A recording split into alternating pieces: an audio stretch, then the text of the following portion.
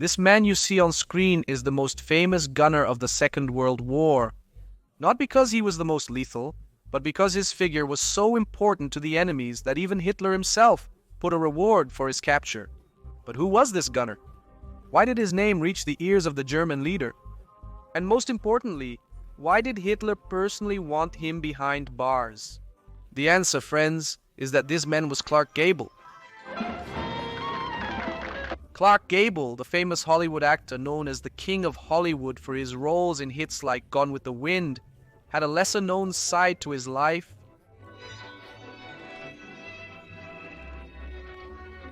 Not only conquered the screens but also became a war hero.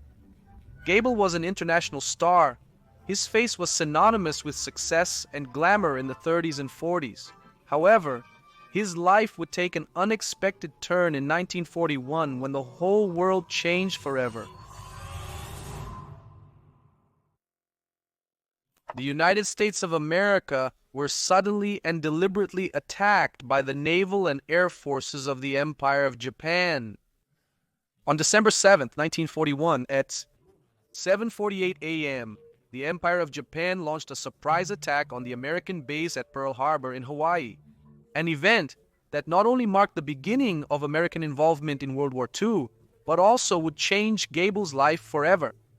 His wife, Carol Lombard, who was also a very famous actress, decided to join the American war effort. She started a tour all over the United States, going through all the states, raising funds for the upcoming war effort. But one day, fate would tragically be cruel to her, as Carol would die along with the group of military personnel accompanying her. In a very severe plane crash in January of 1942, the pilot of the DC-3 Skytrain, where they were all flying, made a series of mistakes that would result in a lethal forced landing. All of this was a devastating blow to Gable, who decided to join the army as a way to honor his wife.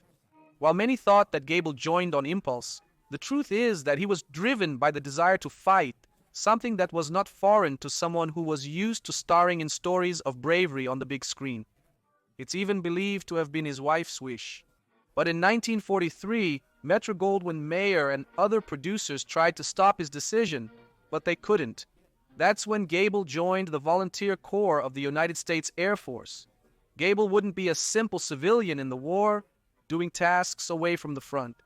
He enlisted as a gunner for the B-17 Flying Fortress. Despite being a global star, he was not given preferential treatment at any time. However, influences from Metro-Goldwyn-Mayer made the Army give Gable a rather secondary role, making instructional films for the Air Force, a job far from the front. However, despite this, Gable soon realized how raw and dangerous aerial combat was. Despite pressure from Metro-Goldwyn-Mayer, his superiors decided to send Gable on his first mission. On May 4th of 1943, he flew his first mission over Antwerp, Belgium. Gable would join the crew of a B-17 named 8 Ball. The mission went very well. Almost everyone came home that day. On his second mission, he flew in a B-17, along with 100 more of these over France. Again returning safe and sound, Gable was earning the respect of his peers. When he returned from a mission, everyone would go to greet him. He was described by his peers as a kind and humble man, and of course very brave. He was not afraid of combat and did not miss an opportunity to get on his bomber. Before 1939, our protagonist had received multiple invitations to star in films in Germany. It is even said that a couple of them were written by the very German leader himself. However, Gable refused all the offers. Hitler was a die-hard fan of Gable, as he starred in several of his favorite films from the 30s. The fame gained among the soldiers and the great stir he was causing in the press made Hitler himself hear that Gable was fighting for the Allies in England. This caused great anger in the German leader, who ordered Hermann Göring to put a bounty on the capture of Gable alive. The reward was 21,000 Reichsmarks, equivalent to nearly $100,000 today. On August 12, 1943, Gable was sent on another mission with 187 B-17 and Flying Fortress aircraft. What he didn't know was that he was in the middle of a trap. In the air, thousands of German aviators knew that Gable could be in any of those bombers and were eager to claim their reward. Whenever wreckage from downed bombers was recorded, German soldiers eagerly hoped that one of the survivors would be Gable. The vision was one of the most intense he participated in. The German fighters attacked upon reaching Germany, and the anti-aircraft defenses were relentless. During the battle, a 20mm projectile pierced his B-17's fuselage, grazing our protagonist's right shoe, but luckily didn't explode. Gable's B-17 was severely damaged, receiving multiple large-caliber shots all over the fuselage, and it lost an engine. However, miraculously, it managed to return to England. Of the 187 bombers that were sent on the mission, in Germany, 23 were shot down, and many others that managed to return were irreparable. Among them was Gable's B-17. The losses were really substantial. 83 men never returned home, and another 154 were captured by the Germans. Of the crew that was with Gable, one gunner died, and 2 more crew members were seriously injured. Gable had survived one of the bloodiest battles of his career by pure miracle. Upon returning from this battle, our protagonist expressed in a letter to one of the relatives of Gable's deceased crewmate, "One saw so much death and destruction that one realized that one was not the only one who was suffering. Others were losing their loved ones just like one lost mine." Despite everything, Gable continued his service and participated in more missions and a lot of action.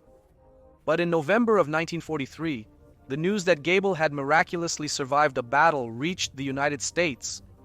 Then Metro-Goldwyn-Mayer used its influence to bring him home, arguing that what he had done in his service was more than enough to consider it concluded. The Air Force certainly decided to let him go. Upon returning to the US, he was hailed as a true war hero. He was not like other stars who went to the front just to take a photo. Gable actually fought on the front, reaping many interesting stories.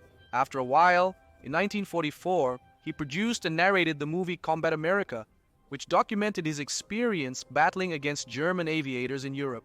He used hours of footage that he himself recorded while on the bombers in the midst of battle.